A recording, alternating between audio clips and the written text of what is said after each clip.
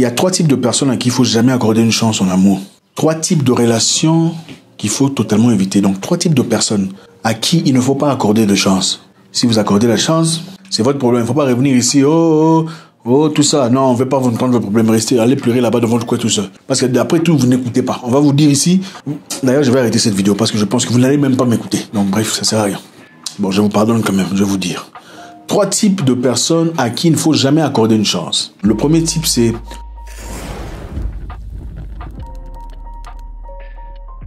une personne qui vient fraîchement d'une relation.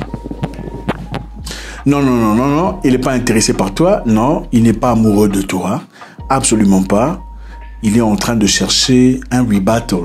C'est-à-dire, il est en train de chercher un rebondissement. Il cherche quelqu'un avec qui passer du temps.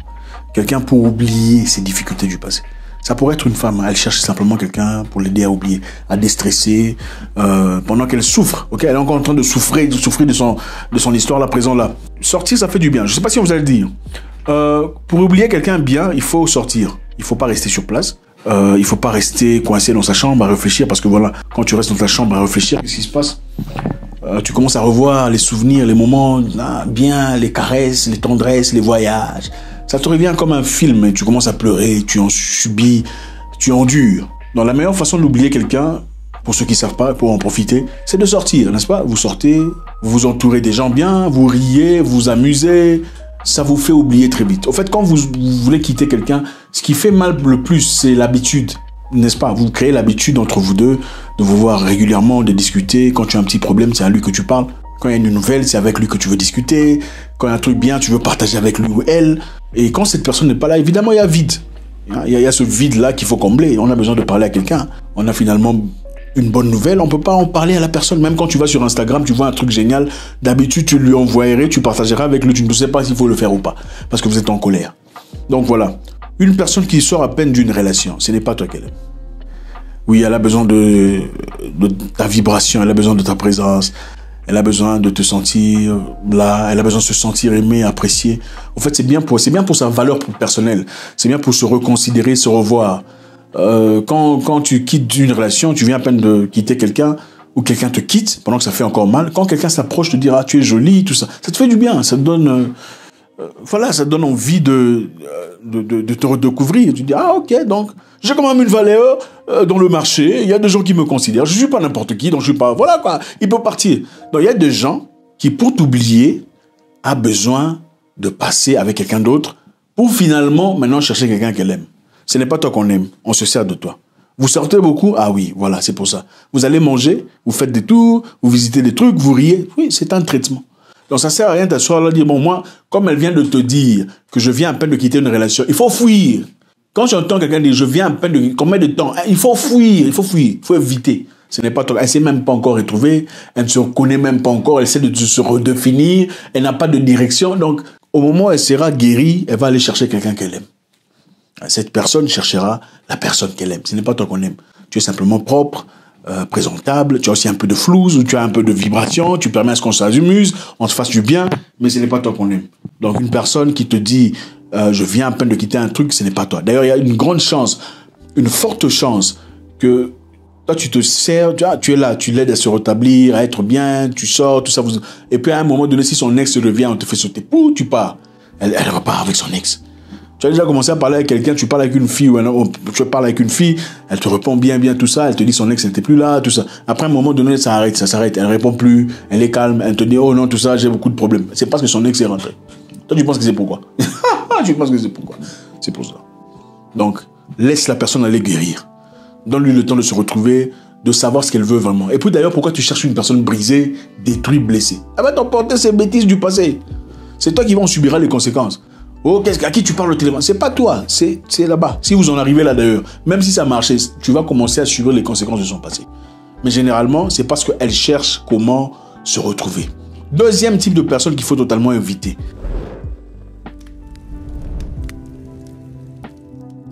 La personne qui parle tout le temps de ses ex. Ok, oh mon ex c'est ci, oh mon ex était intelligente, mais c'était une personne très compliquée. Oh, mon ex est une fille très généreuse, mais je ne voulais pas que... Oh, mon ex par-ci, mon ex me conseillait sur l'argent, mon ex voulait simplement... Non, il faut éviter ça, il faut pas. Quand tu vas... Vous connaissez le dessin animé là? Big, big, oui. Ou bien l'autre là, c'est quoi? Arriva, grosso minuto. Faut éviter les histoires. Pourquoi tu parles de ton ex si tu es encore là? Oh, mon ex c'était un truc. Mon ex c'était un homme beau. Et il le savait. Voilà pourquoi. C'est quoi ça? Non. Elle risquera de te dire que tu es insécure. Ce n'est pas l'insécurité. C'est elle qui a encore un problème. Elle vit encore avec l'esprit de son ex. Celui qui parle de son ex, elle voudra vivre en toi l'esprit de son ex. Elle va te conseiller, oh, prends ce parfum, vérifie, tu vois le parfum, c'est le même parfum que son ex mettait. Hein? Je voulais t'acheter un parfum. Mais ce parfum-là, tu n'aimes pas. Ah, c'est bien, c'est vrai. D'où tu l'as connu? Oh, mon ex. C'est ça. Ce n'est pas toi qu'on aime. On veut refabriquer l'ex à travers toi. Il faut faire très attention. Voilà pourquoi beaucoup de gens subissent.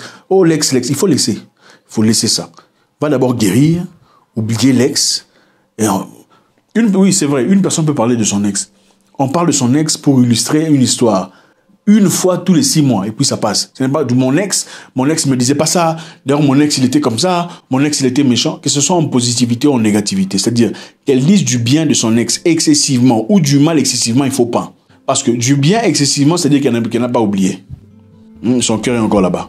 Du mal excessivement, ça veut dire qu'elle n'a pas oublié. Elle est encore blessée. Blessée de guerre, évanouie d'esprit. Et tu n'as pas besoin de ça, mon ami. La vie est trop courte pour prendre des évanouis de guerre, des blessés d'esprit. Non. Troisième personne qu'il faut totalement éviter.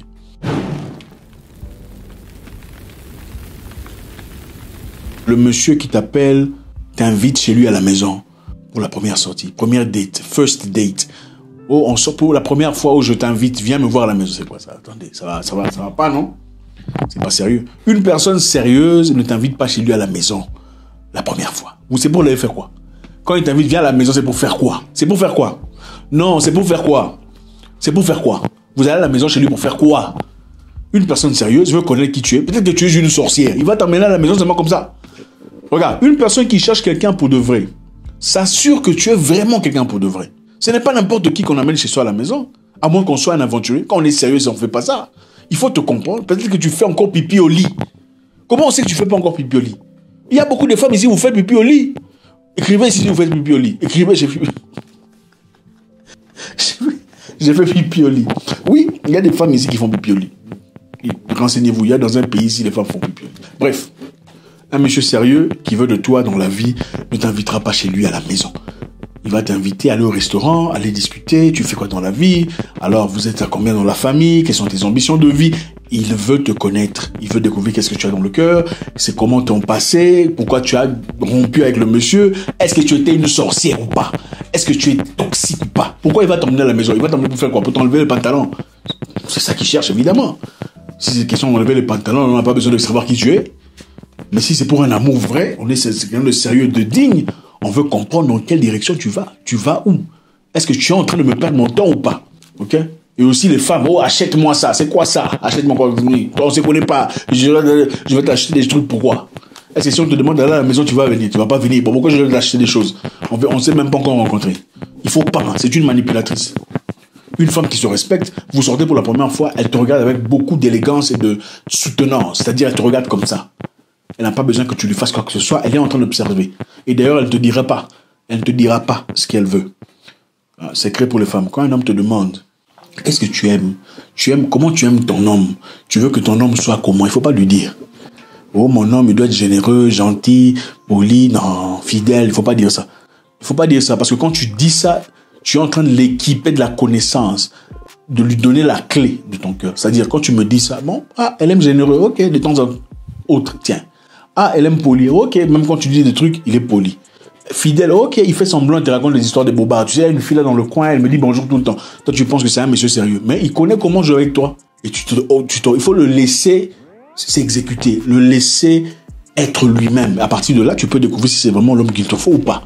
Toi, tu vas déjà dire, moi, j'aime pas ça. Mais attendez, il faut le laisser faire ce que lui, il est. Il faut pas lui dire, j'aime pas ça. Comme ça, tu comprends. Non, il fait ce que moi, je n'aime pas, ce n'est pas mon homme. Mais bon, vous êtes des faiblards, vous aimez n'importe comment, vous aimez seulement... franchement, je coupe cette vidéo. Au revoir. Que chacun se débrouille. Bande de mercenaires.